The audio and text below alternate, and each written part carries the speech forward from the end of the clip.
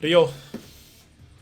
I used to play Ryo in KOF 14 and a little bit of 98, so I know quite a bit about this character. I don't know a lot about this version in particular, but yeah. So Ryo is your kind of Shoro character in a way.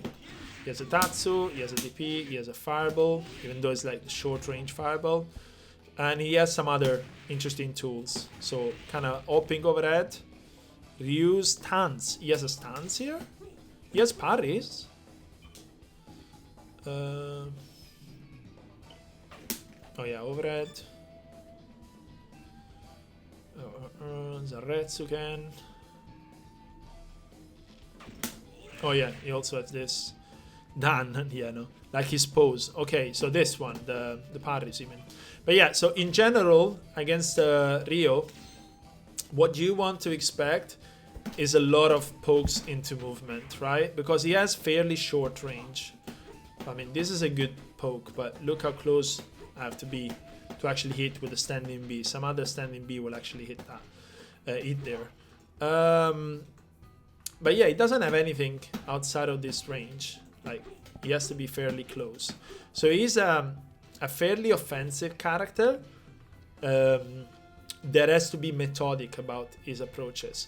But he also has stupid options for defense. Like, this is almost uncontestable because, well, I don't know here, but in 98 it has a giant hitbox, it's fast, almost no recovery, so you can just, you know, spam that shit.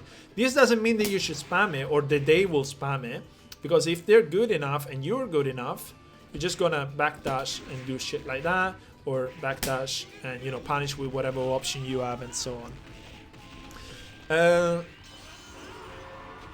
Most of the approaches for Ryo would be this, which is really good. In KOF 14, I think he has the arm one, but this is like good range. This is a decent anti-air, but in general, like, this would be most likely their approach, unless you've done something reactable. They punish you with Tatsu, or Rambos, or Shokoken.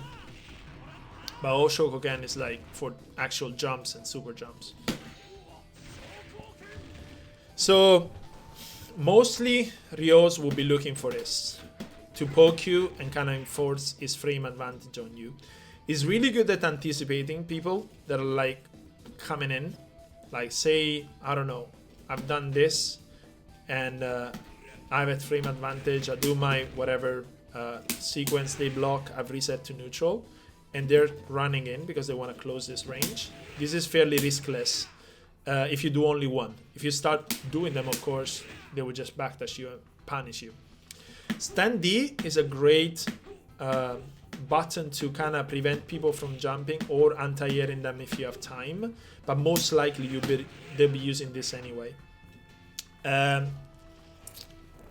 It can be very effective at his defense. So I would say overall, despite needing this range, he also has great anti-air options. The DP into our Shokoken is also a thing. So like that into that as a cancel. He has parries. They're kind of hard to use. I don't know how they work in this game, but in KOF 14 you can instantly cancel from the, well, almost instantly. You have to give it time to recover, and then say you can do stuff like that, or you can do DP into Aosho, Koken, and so on. Yeah, I think this is only max. Oh, come on. Yeah, so in max mode, you will have an overhead. Not this one.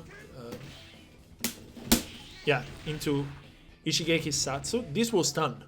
You can mesh out, because what will happen is, if it hits a... I need him to come forward, so... It's a full screen, like, sorry, mid screen. It will get you to the corner. And then the Ryo will have to jump and do stuff like that, or... You know... and so on. So, you can mesh it, but it's really, really hard. Because it costs a lot of bars. I think it's this 3 bars thing? No, 2 bars. Ryuko Rambo destroy.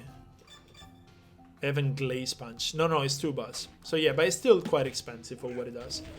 Because he has to spend another bar to actually do damage. Empty jump. They do a lot of like... They used to be. Really? It's not a thing anymore? Oh, I think...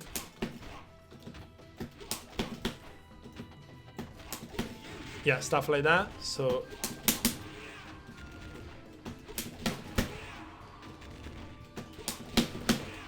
You can cancel that into Rambo for 2 bars if you have the execution. Or that, I think. But yeah, so really approaches with this, or if they can space it right, this one, because it's safe on block, actually plus sometimes. But it's easy to anti-air with invincibility. Without invincibility, you don't want to be there. So if you're expecting a Ryo to do this, you want to backdash and just try and anticipate before it comes out. Because like this hitbox is really good, really good. It's always been good in this KOF. Zanretsuken, sometimes they will throw it out here and threaten you. So if you don't have invincibility, don't challenge it because you're gonna be sucked into the move. Don't jump from far away once again because he has Rambos and shit. That's really it. That's what you can expect from Ryo.